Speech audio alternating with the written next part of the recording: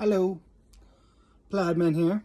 I made a cool video and then I didn't like it, so I'm redoing it. Today's discussion is kind of about the concept of you have control over your children. You're responsible as a parent for your child. This concept that the government is the overarching responsibility and overarching authority over not only your life, but your children's life is just ridiculous. So the short version of this story time thing, and I'm sorry the lighting is kind of weird.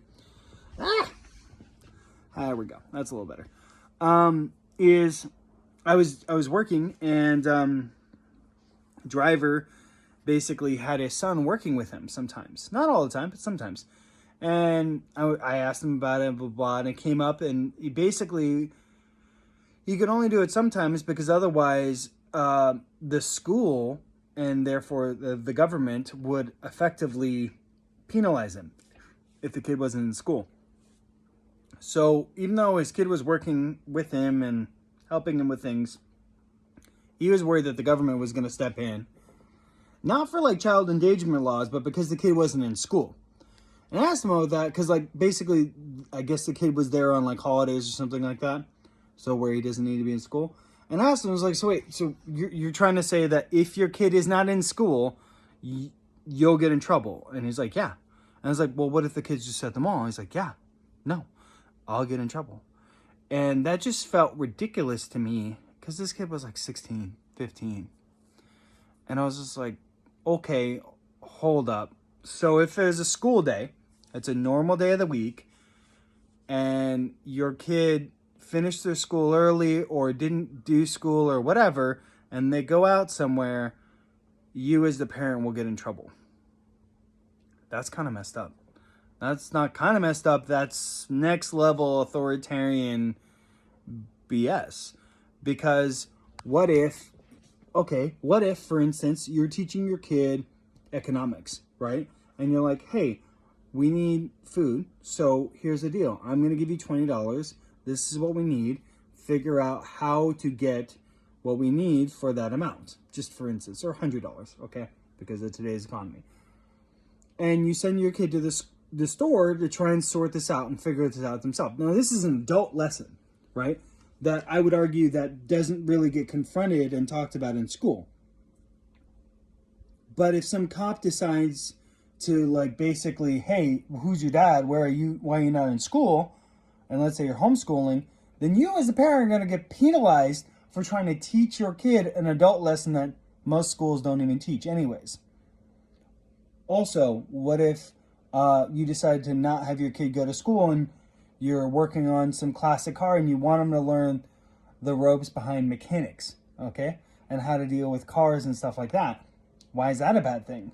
Now all of a sudden you're going to get penalized because your kid is in school learning whatever they're learning. Instead you're teaching them. You're going to get penalized for that. And be penalized, I mean fined by the government because you don't have your kid in school. This is not okay, okay? Irregardless of if you are homeschooling, if you have private school, public school, whatever, or you're just doing the like, hey, I'm going to have my kids learn however they're going to learn. You know what? You go learn however you're going to learn. It's fine. Any way you shake it, as a parent, you should, as a human being, you should be opposed to this concept. Because I think we can all agree by now the government is not very good at doing what they're supposed to be doing. They have successfully, and any government, I challenge you to find a single government that is good at anything. And by good, I mean they do it well, they do it cheaply, and they do it quickly. There is no government in the world that does anything well, cheaply, and quickly.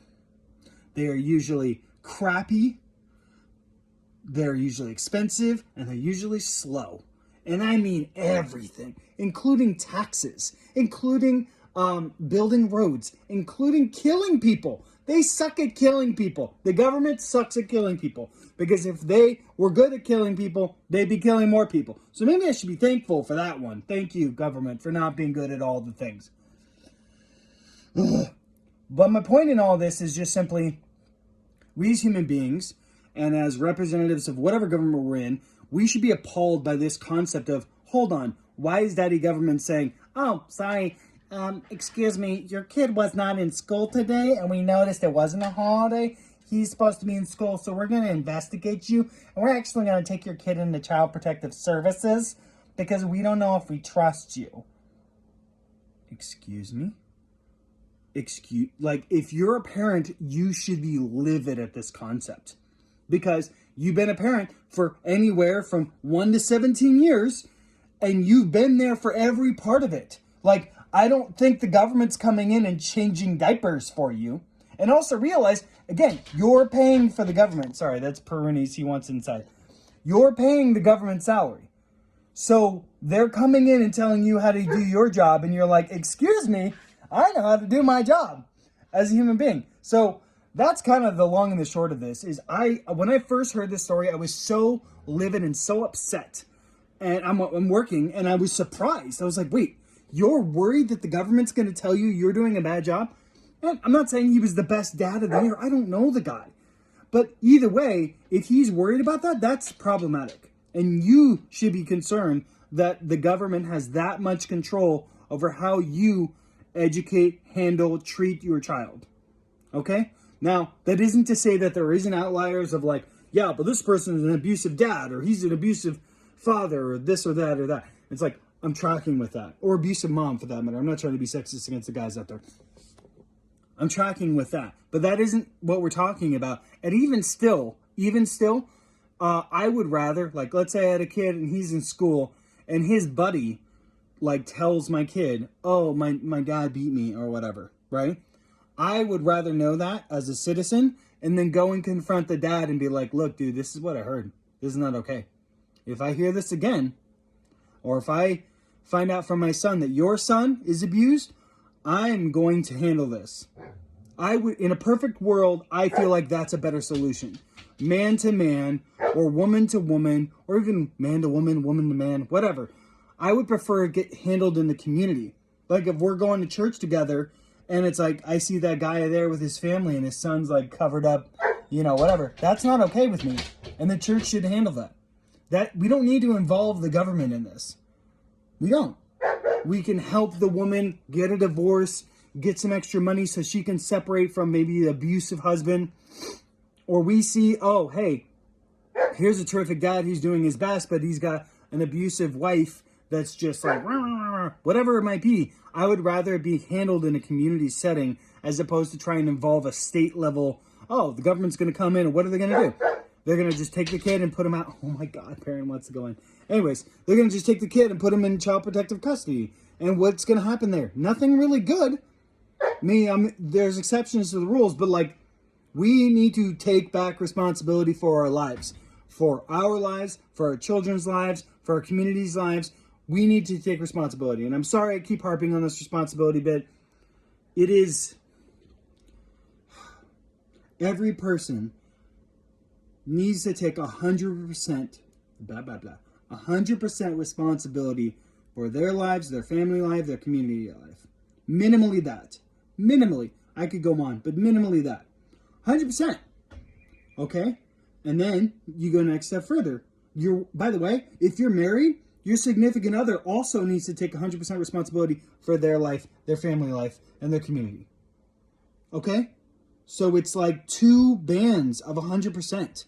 Forming a full circle. It's not a 50-50. I used to think it was 50-50. It's like, no.